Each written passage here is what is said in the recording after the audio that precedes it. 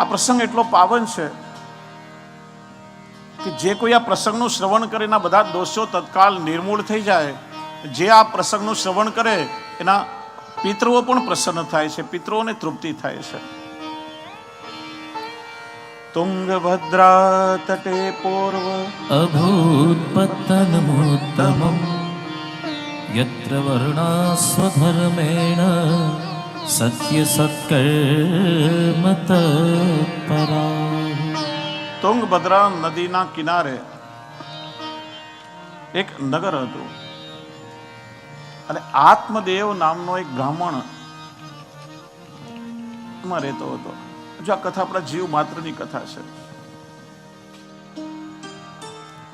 અને આપણા માટે બહુ મહત્વની છે. પણ આ કથા કહેતા પહેલા એક બીજો પ્રસંગ તમને કહીશ અને એ સમજાશે તો આ કથા પણ સમજમાં આવી જશે. એક માણસ, એનું નામ હતું આત્મારામ. મનમાં વિચાર આવ્યો કે જીવન એમને વ્યતીત થઈ રહ્યું છે, સમય નીકળી રહ્યો છે અને મરતા પહેલા હું કોઈ સત્કર્મ કરી લઉં. સત્કર્મ કરવા માટે કોઈ સુંદર સ્થાન પણ હોવું જોઈએ, પવિત્ર સ્થાન હોવું જોઈએ. એ ગામમાં એક ધર્મશાળા હતી, નદીનો કિનારો હતો, બહુ પવિત્ર સ્થાન હતું. 5 ટ્રસ્ટીઓ હતા એ ધર્મશાળાના. એ 5 ખૂબ શ્રદ્ધાવાળા અને ધાર્મિક હતા. આત્મારામ એમની પાસે ગયા. મને કોઈક સત્કર્મ કરવું છે, થોડા સમય માટે તમારી આ ધર્મશાળા મને ભાડે આપો ને. ટ્રસ્ટીઓએ કહ્યું, તમારે જો સત્કર્મ કરવું હોય ને તો તમે એમને આવીને અહીંયા થોડો સમય રહો, અમારે એનું ભાડું પણ જોઈતું નથી. આત્મારામ પ્રસન્ન થઈ ગયા અને પોતાના પરિવારની સાથે આવી અને ધર્મશાળામાં વસી ગયા. 15 દિવસ થયા, કોઈ સત્કર્મ કરવાનું નામ જ ના લે. ટ્રસ્ટીઓ વિચારવા લાગ્યા, ભાઈ આ ધર્મશાળાને સત્કર્મ કરવા આપી છે, કંઈ કરતો ધરતો નથી ને એમને એમ ધામા નાખીને અહીંયા બેસી ગયો છે. આ લાઇટ, પાણી, રસોડું બધી વ્યવસ્થા મફતમાં આપી છે. હવે કહેવા લાગે, ભાઈ તારે સત્કાર્ય કરવું હોય તો કર અને નહીં તો આ ધર્મશાળા ખાલી કર. એ લોકો સત્કર્મ તો કરવો છે પણ થોડી વ્યવસ્થાઓ હજી ભેગી કરી લો. બીજા 1-2 મહિના થયા. ટ્રસ્ટીઓ પાછા આવે, ભાઈ આ 2-2.5 મહિના થયા તો કોઈ સત્કર્મ કરતો નથી ને એમને એમ ઘર જમાઈ થઈને બેસી ગયો છે અહીંયા. હવે ખાલી કર. એટલે કે હવે તો આ ધર્મશાળા મારી માલિકીની છે, જે કરવું એ કરો, હું ખાલી નહીં કરું. કેસ ગયો કોર્ટમાં. વકીલોએ દલીલથી સાબિત કરી દીધું કે આ ધર્મશાળા ટ્રસ્ટની માલિકીની છે. ન્યાયાધીશે પેલા સિપાહીઓને ઓર્ડર આપ્યો, સામાન ઉપાડીને બહાર ફેંકાવ્યો, ધર્મશાળા ખાલી કરાવી. વાત સમજમાં આવી? હા. આત્મારામ એટલે જીવ. જીવ વિચારે છે કે કોઈ સત્કર્મ કરવું છે તો મનુષ્યનો દેહ પ્રભુ એને આપે છે. એના 5 ટ્રસ્ટીઓ છે, પંચ મહાભૂત છે, જે વિચારે છે કે આ મનુષ્ય સત્કર્મ કરશે, આપણે એને સાથ સહકાર આપશું. પેલો તો અંદર પોતાના પરિવાર સાથે આવીને વસી ગયો. મન, બુદ્ધિ, ચિત્ત, અહંકાર, ઇન્દ્રિયો, આખો પરિવાર આવી એમાં વસી ગયો. સત્કર્મ ના કર્યું અને લૌકિક કાર્યમાં ને પોતાના સ્વાર્થમાં અટવાયા. પેલા ટ્રસ્ટીઓ યાદ કરાવવા આવે, ભાઈ સત્કર્મ કરવા ધર્મશાળા આપી છે. એટલે ક્યારેક બ્લડ પ્રેશર વધ્યું, ક્યારેક સુગર શૂટ થયું, ક્યારેક માઇલ્ડ એટેક આવી ગયો. સાવધાની આપે, ભાઈ સમય નજીક આવી રહ્યો છે, સત્કર્મ કરવો હોય તો કરી લે, પાછળથી પસ્તાવાનો વારો આવશે, મોકો મળ્યો છે. પણ જીવનો સ્વભાવ, જ્યાં કોઈ તકલીફ શરૂ થઈ ત્યાં પ્રભુનું નામ શરૂ થઈ જાય અને જેવું સારું થયું બધા ભગવાનને ભૂલી જાય. હજી રૂપિયા ભેગા કરી લઉં, હજી સંપત્તિ ભેગી કરી લઉં. પેલો આત્મારામ વિચારે, જીવ વિચારે કે હવે તો આજ મારું ઘર છે. આપણે તો અમરપટ્ટો લઈને આવ્યા છે કે આપણે કઈ મરવા બરવાના નથી. અંતિમ સમય આવ્યો, કોર્ટ ગયો કેસમાં. જજ એટલે ધર્મરાજા અને વકીલ એટલે ચિત્રગુપ્ત દલીલોથી સાબિત કર્યું કે આ તો ટેમ્પરરી રહેવા માટે મળ્યું છે, આ પરમેનન્ટ નથી એને મળ્યું, માલિકેની નથી. અને પોલીસ એટલે સિપાહીઓને હુકમ કર્યો અને જમણા આવ્યા અને પછી હાથ પકડીને ખેંચીને લઈ ગયા. અને ત્યારે જીવને પસ્તાવો થાય, પ્રભુએ સમય આપ્યો હતો, કંઈ ન કરી શક્યા, કંઈ ભાથું ભેગું ના કર્યું અને એમને હવે આ છોડીને જવું પડે છે.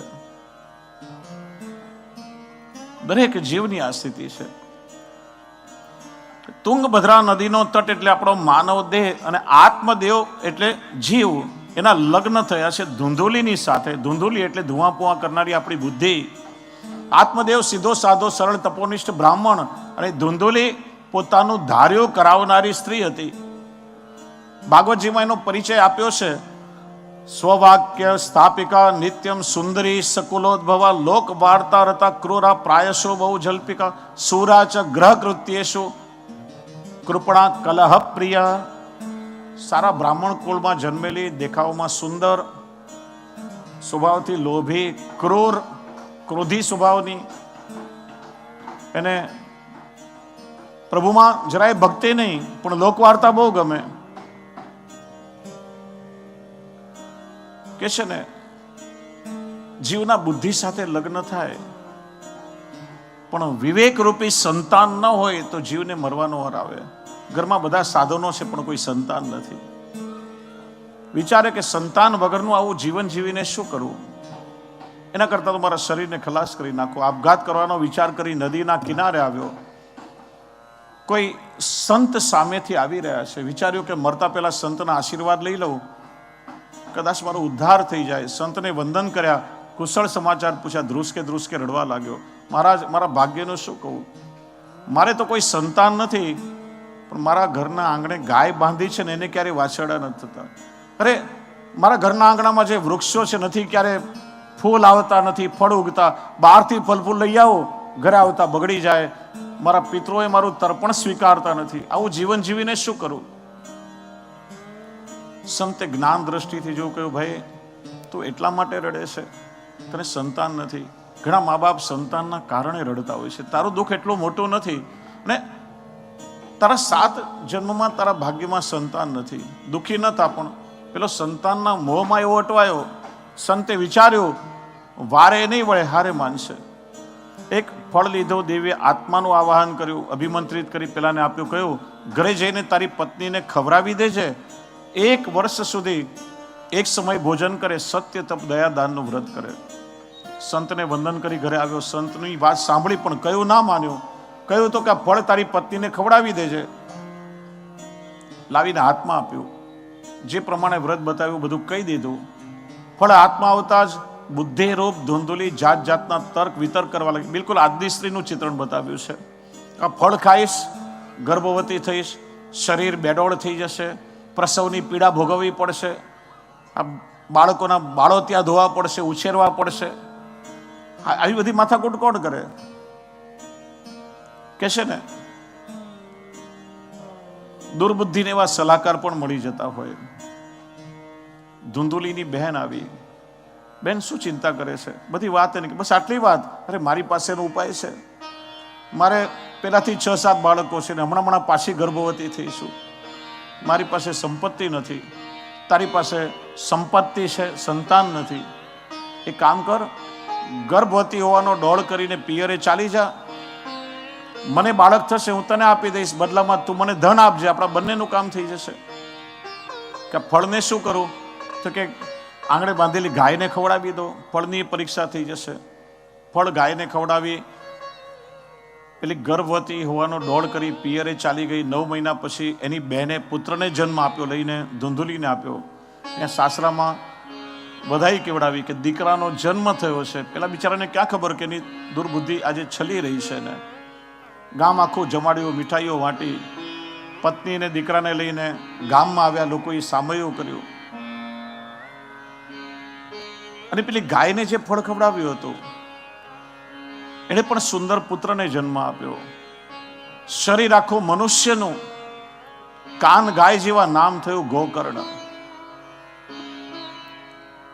આત્મદેવ વિચારે મારા દીકરાનું નામ શું રાખું? ગોવિંદ રાખું, ગોપાલ રાખું, રાધેશ્યામ રાખું, શ્યામ સુંદર રાખું, ધુંધોલી કે નહીં, આ મારો દીકરો છે અને મારા નામ તેનો પરિચય થવો જોઈએ. નામ રાખ્યું ધુંધુકારી. બંને મોટા થવા લાગ્યા.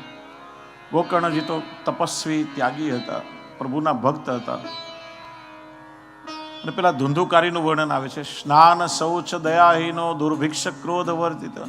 આચાર વિચાર નહીં જરા પણ, ક્રોધી સ્વભાવનો, કૂતરાઓના ટોળા લઈને રખડ્યા કરે, નાના બાળકો રમતા ઉપાડીને કૂવામાં નાખી દે, રાત્રે અંધારામાં નીકળે, ગરીબોના ઝૂંપડામાં આગ લગાડી દે, દુષ્પરિગ્રહ કરતા ચ શબહસ્તેન ભોજનમ, ખરાબ વસ્તુઓનો સંગ્રહ કરે, શબના હાથે ભોજન કરે.